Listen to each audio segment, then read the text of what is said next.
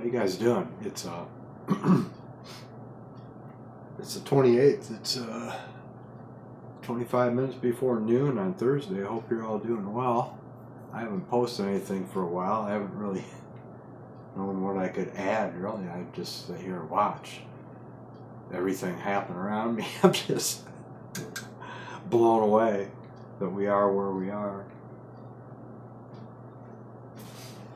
Amazing. You know, this woman, I don't know if you guys remember this woman that was on the airplane that was freaking out saying that that person back there is not real. There's been a lot of people that are reporting demon faces, you know. Apparently people are starting to see them as they manifest right in front of them, you know. People see their other people's faces contort and do these really weird things, and this is supposed to be now a syndrome, which is like basically a way of saying that you're not really supposed to believe what you see. So those people that are seeing those things, there's some kind of a syndrome. It's probably got something to do with your eyesight or something. But you know, you maybe you're hallucinating, but you're not really seeing demons. Just so you know that that's not what's going on. Anyway.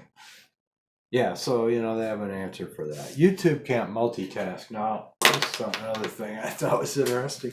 Remember not too long ago I said I like to open a YouTube tab on my laptop and have it playing like chimes in the background or wind chimes or Kashi bells or something like that, and then open up another tab and have it play, you know, bird sounds or something, right?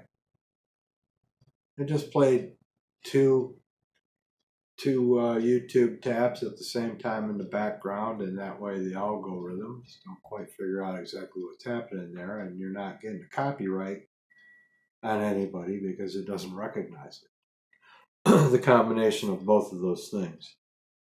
So suddenly now you can't do that on YouTube. You can't open two tabs because it'll pause the first one while you're just looking around in the second. You can open any other tab you want, and YouTube won't pause. I'm sure there's a way to get around it, but it's just another one of those things, you know. It's just one of those things. I don't know if you guys ever do that or if you've noticed it or not, but I don't know. I guess this a bridge falling down was in the movie Leave the World Behind. I haven't seen it. I'm all for leaving the world behind, though. I'm all ready for that. Do you guys remember a little while ago there was a Russian choir? They were singing lyrics about coming into Norfolk and using a device. I think it was called a new device, a new clear device, right? In the Chesapeake Bay. That's where the bay would be, at Norfolk, right? So, interesting. And so there were also, like, apparently there was a story about some submarines that nobody knew where they were. And I think they were also the new, you know, the clear submarines. And they weren't sure where they were, but then we heard this thing about Norfolk right from the choir's mouth, right? In the big R country that we're supposed to hate, fear, and be afraid of and want to blow the kingdom come. That one. So, Mr. Chekhov's home country. So, what just happened? Where was that? Chesapeake Bay. Well, that bay shut down, isn't it? And so's that bridge. Nobody's asking about the cargo containers, are they? Nobody's saying a thing about, I wonder what's sitting at the bottom of, I think it's the deepest bay in America that's a port or something. Wonder what's in the bottom of the bay now. Down around the pilings where that bridge was. You know, all those cargo containers that went in the water. Right to the bottom. Right? Have you heard anybody even talking about that? I haven't. Anyway. Just something to think about, I guess. But here's something even better to think about. When I say better, I mean better, bigger, I guess. More eventful in a lot of ways. Very catastrophic for anybody that doesn't want to accept the Lord, because they're going to be stuck here when it all happens. But for the rest of us, we'll be out of here. And I'm thinking about this recently, and I was talking to my friend Stacy on the phone earlier and kind of expounding on it a little bit with her. And I told her I think I'm gonna have to post this, because I don't know, I've never heard of anybody talking about this. But imagine, okay, imagine, if you will, the dead in Christ rise first. There was an earthquake when Jesus was resurrected.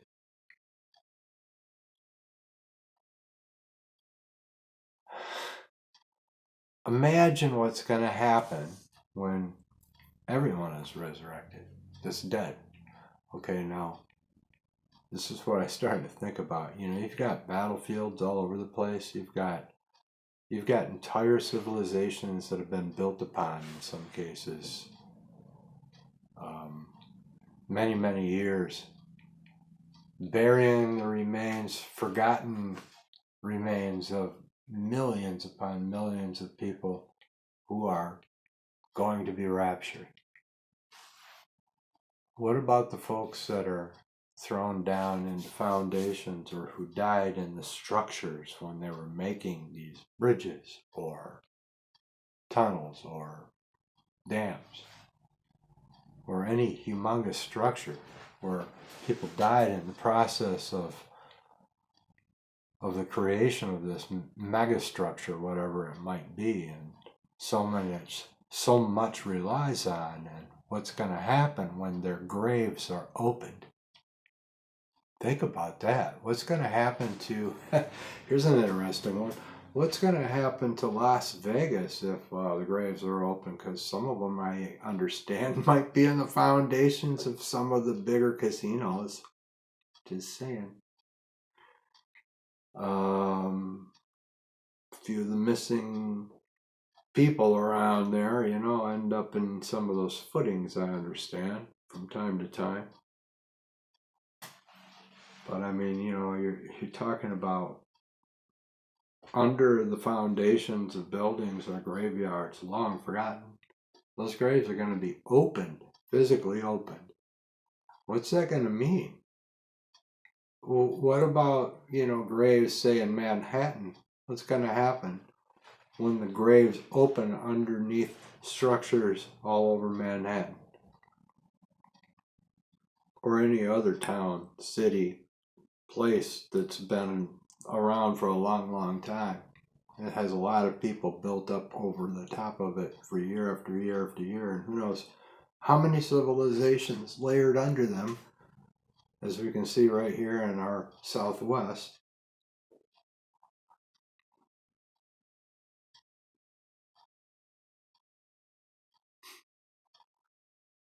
I took a photograph right here in my hometown of a building with arched windows, okay?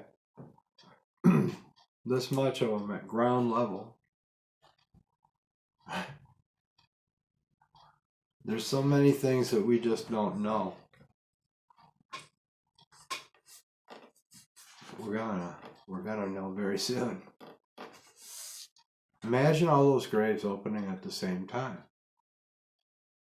I mean, seriously, it's gonna be like dirt and whatever. I mean, isn't it gonna, in some cases, I'm sure it'll look like, you know, it'll look like a giant a giant area at one point, and then the next it'll look like, what, 1 million perforations in the ground?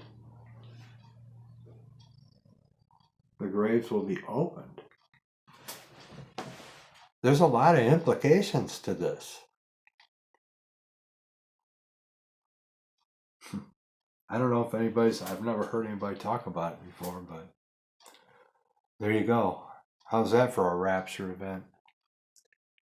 You know, and if it actually happens the way that I could think it could, it's like, you know, seriously think about that, because people think, well, you know, you can always accept Christ during the tribulation if you miss the rapture, right? Like a second chance kind of thing. But what if you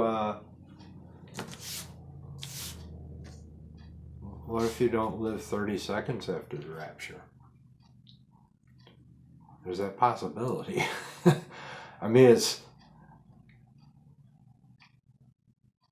going to be an incredible event. There's no doubt about that. The world has never seen it before, and everything's going to change afterwards. The restrainer will be gone. The restrainer is holding back now. It's going to be removed. And I think we're going to lose a lot of our infrastructure when that happens here and all over the world. Canals and monuments and all kinds of stuff. If graves are opened right under these things, I'm speculating what's going to happen. You know, it could be pretty ugly. Anyway, just something I was thinking about. So now's the time to be saved. That's for sure. Love you guys. Take care. See you soon.